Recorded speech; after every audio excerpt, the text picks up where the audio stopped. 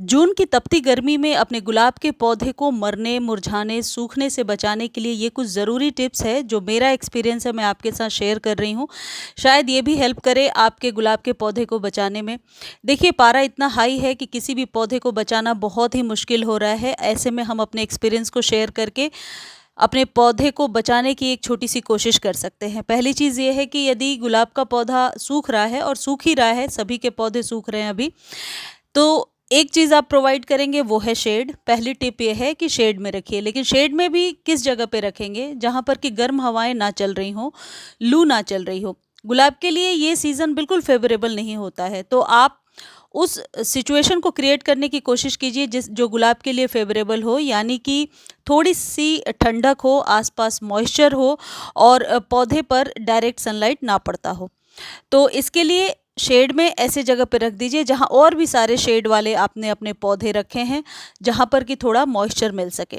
Second important चीज़ ये है कि अभी कलियाँ तो गुलाब में बन नहीं रही हैं, और यदि बन भी रही है, एक आध गुलाब में कली आ जा रही है, तो उसे आप कट कर दीजिए। उस फूल को लेने से फ़ायदा नहीं है, क्योंकि गुलाब फिर अपनी पूरी एनर्जी जो है फ्लावरिंग करने में लगा देगा और आपका पौधा धीरे धीरे सूखने लगता है। तो ये क्योंकि गुलाब के लिए फेवरेबल टाइम नहीं है, तो कट कर दीजिए। अब तीसरी प्रॉब्लम आएगी, जैसे ही आप कट करेंगे यहाँ से आपको डाई बैक की प्रॉब्लम दिखने लगेगी और सूखने लगेगा पौधा।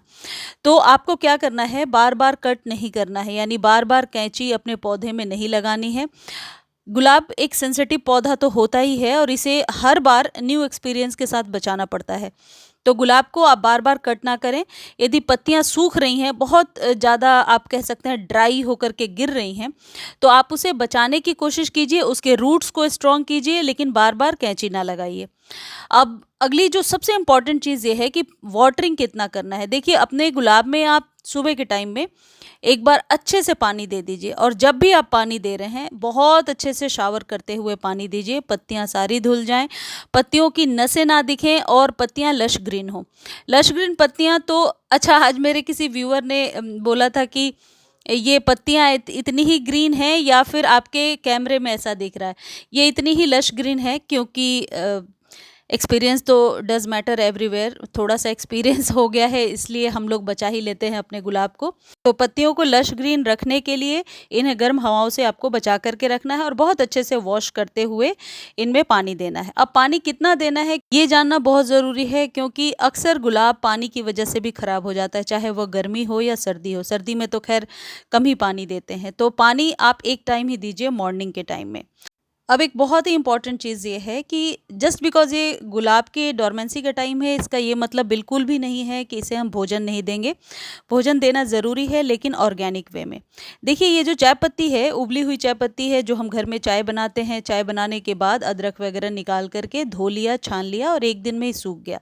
सूखने के बाद आप चाहें तो इसे रख सकते हैं स्टोर करके, या सारा यूज़ कर सकते हैं, जितनी क्वांटिटी है उसके अकॉर्डिंग।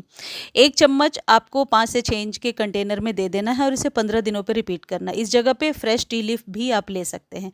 अब ये जो चाय पत्ती है, ये गुलाब के लिए बहुत ही बढ़िया काम करता है। एक तो मिट्टी को एसिडिक भी रखता है, ऑर्गेनिक वे है, इसका कोई साइड इफ़ेक्ट नहीं है, और इतनी गर्मी में कोई और केमिकल फर्टिलाइज़र यूज़ करने से कहीं बेहतर है कि आप ये चाय पत्ती वाला फर्टिलाइज़र यूज़ करें। और इसका एक और मैं ऑर्गेनिक वे आपको बता देती हूँ, यदि वो इस्तेमाल करेंगे तो वो इससे भी ज़्यादा इफ़ेक्टिव है, और वो मैं हमेशा अभी अपने सभी पौधों के लिए इस्तेमाल कर रही हूँ।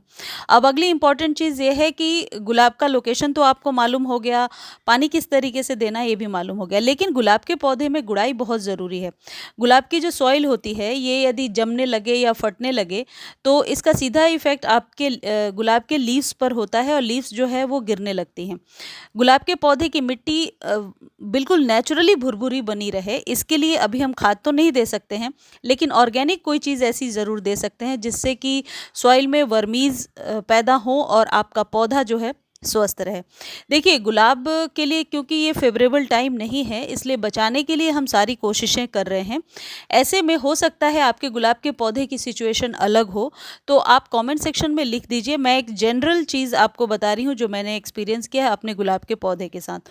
तो आप कमेंट सेक्शन में लिख दीजिए, मैं जो भी मुझे सॉल्यूशन सही लगेगा मैं ज़रूर बताने की कोशिश करूँगी। अब अगला जो फर्टिलाइज़र है वो क्या करना है आपको, 2-3 आपको ले लेना है केले के छिलके और 1 चम्मच चाय पत्ती। ये फ्रेश टी लीफ है, मैं अपने 2 गमले के लिए इतनी क्वांटिटी मैंने लिया है। और 2-3 केले के छिलके लीजिए और पानी में डाल करके रात भर छोड़ दीजिए। अब ये जो दोनों चीज़ें हैं ना, ये सभी फूलों वाले पौधों के लिए वैसे तो ज़रूरी हैं और मुझे लगता है इफ़ेक्ट भी बहुत अच्छा होता है, लेकिन रोज़ पर अभी इसका इफ़ेक्ट मैं अच्छा देख रही हूँ, जस्ट बिकॉज़ हम कोई भी केमिकल खाद अभी नहीं दे पा रहे हैं। तो इसे आप हर एक 4-5 दिनों पर दीजिए, लेकिन जब बरसात शुरू हो जाएगा तो इसे आपको बंद कर देना होगा, क्योंकि बरसात के पानी में जिनके भी पौधे एकदम ख़राब हो रहे हैं वो अपने आप ही ठीक हो जाते हैं, उस समय खाद देने की ज़रूरत नहीं है। अच्छा, इंडोर प्लांट्स की किस तरीके से केयर करनी है, इसका कंप्लीट वीडियो प्रियाज़ बालकनी गार्डन पर डाल दिया है। और भी जो मेरे चैनल्स हैं उनको आप देख सकते हैं एक बार, शायद आपके लिए बेनिफिशियल हो। मैं लिंक डिस्क्रिप्शन में ज़रूर दे दूँगी, आप देख लीजिए। ये जो केले के छिलके वाला फर्टिलाइज़र है, इससे आपको स्प्रे नहीं करना है, डायरेक्टली जड़ों में देना है 50-50 के रेशियो में, यानी कि 50% ये लीजिए और 50% नॉर्मल वाटर लेकर दे दीजिए। सुबह के टाइम में भी दे सकते हैं या इवनिंग में दे सकते हैं, लेकिन दोपहर में कड़कती धूप में नहीं देना है। इस बात का विशेष ध्यान रखें और इस वीडियो को फेसबुक पर भी देख सकते हैं।